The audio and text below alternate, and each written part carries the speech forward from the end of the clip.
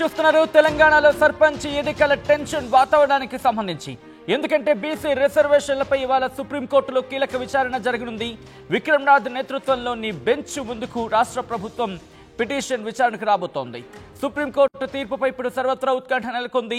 BC రిజర్వేషన్లు స్థానిక సంస్థల ఎన్నికల నోటిఫికేషన్ పై ఇప్పటికే స్టే విధించింది హైకోర్టు. మధ్యాహ్నం ముఖ్యమంత్రి రేవంత్ రెడ్డి అధ్యక్షతన కీలక కేబినెట్ భేటీ జరగబోతోంది. ఇవాళ స్థానిక ఎన్నికలపై స్పష్టత వచ్చే అవకాశం ఉంది. మరి ముఖ్యంగా ఇటు సుప్రీంకోర్టుని ఆశ్రయించడం జరిగింది రాష్ట్ర ప్రభుత్వం.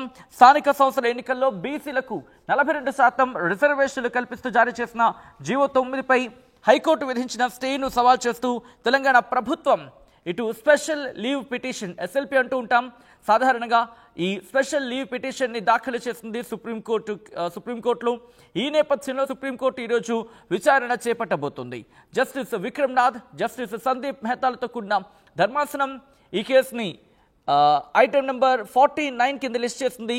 హైకోర్టు ఈ నెల 9న జారీ చేసిన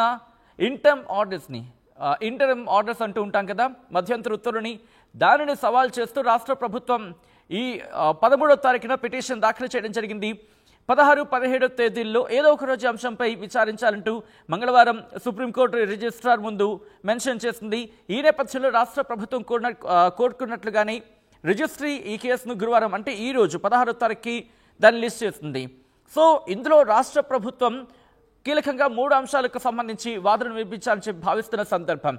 అందులో మొట్టమొదటిది రిజర్వేషన్లపై 50% ఆ క్యాప్ ఉంది కదా, ఆ 50% క్యాప్కి సంబంధించి సుప్రీంకోర్టు ఇచ్చిన రూలింగే తప్పితే అది రాజ్యాంగపరమైన నిబంధన ఏమీ కాదు అంటూ కూడా చెప్పుకొస్తున్న సందర్భం.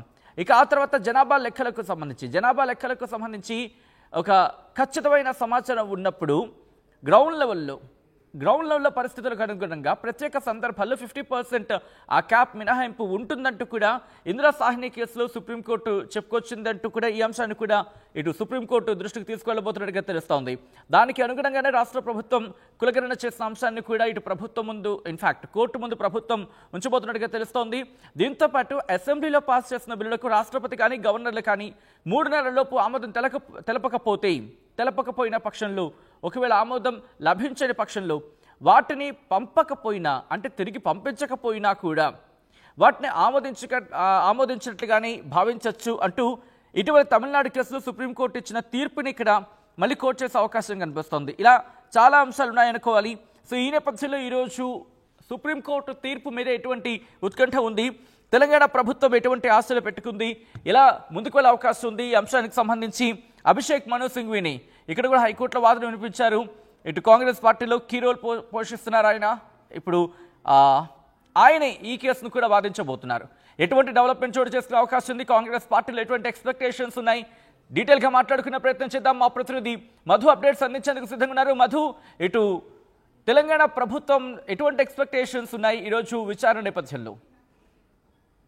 అంటే మన రాష్ట్ర ప్రభుత్వం ఇచ్చినటువంటి జీవో నెంబర్ 9ని సవాల్ చేస్తూ హైకోర్టులో దాఖలు చేశారు కాబట్టి తెలంగాణలో స్థానిక సంస్థల ఎన్నికలకు సంబంధించి దాన్ని హైకోర్టు స్టే ఇచ్చింది. శాస్త్రీయబద్ధంగా జరిగింది.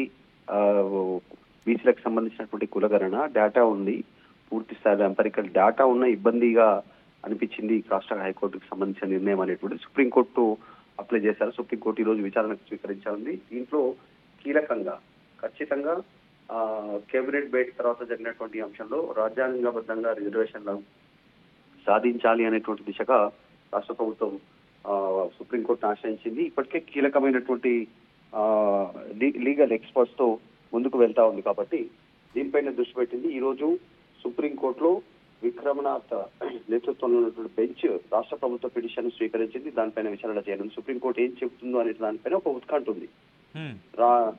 ఒకవేళ సుప్రీంకోర్టు ఇచ్చేటువంటి సూచన మేరకు రాష్ట్ర ప్రభుత్వం ఎట్లా ముందుకు పోవాలి, ఏ నిర్ణయం తీసుకోవాలి అనేటువంటిది క్లారిటీ రానుంది. ఈ రోజు మధ్యాహ్నం కేబినెట్ భేటీ కూడా ఉంది.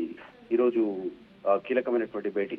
స్థానిక ఎన్నికల పైన కూడా ఒక స్పష్టత వచ్చేటువంటి అవకాశం ఉంది. అనేక అంశాలు పెండింగ్ లో ఉన్నాయి. వాటితో పాటు స్థానిక సంస్థల పైన ఒక క్లారిటీ వచ్చేటువంటి అవకాశం ఉంది. 42% బీసీ రిజర్వేషన్ కల్పన అంశం పైన సుప్రీంకోర్టు ఇచ్చేటువంటి తీర్పు ఎట్లా ఉంటుందనేటువంటిది చర్చ ఉంది. ఆల్రెడీ 18వ తారీఖు రోజున తెలంగాణ రాష్ట్ర వ్యాప్తంగా రిజర్వేషన్ల సాధన కోసం బంద్ నడుస్తుంది. ఈ రోజే విచారణ ఉండడము మరెన్నో అంశాలపైన